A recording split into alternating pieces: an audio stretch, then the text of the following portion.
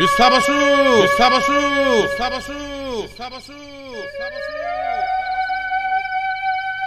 ବିଶ୍ୱାବସୁ ବିଶ୍ୱାବସୁ କୁହ କଣ କହିବା ପାଇଁ ଚାହ? ମୋ କଥା ମାନି ତୁମେ ଠିକ୍ ଜାଗାରେ ପହଞ୍ଚି ଯାଇଛ ବିଶ୍ୱାବସୁ। ବର୍ତ୍ତମାନ ମୁଁ ଯାହା କହୁଛି ମନ ଦେଇ ଶୁଣ। ତମର ଆଉ ତମ ଦଳର ଯାଯାବର ଜୀବନ ଏଇଠୁ ଶେଷ ହେଲା।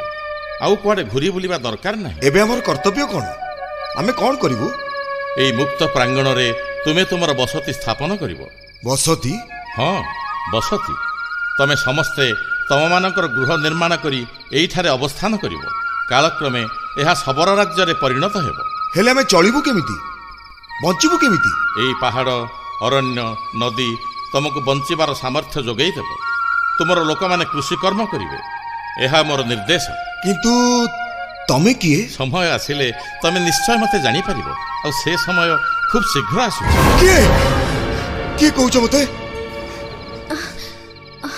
କଣ ହେଲା? ଏମିତି ଜଳ ଜଳ ହେଇ କାହାକୁ ଅନେଇଛ?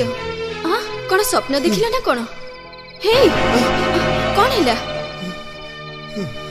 ନା, ସେ କିଛି ନୁହଁ, କିଛି ନୁହଁ।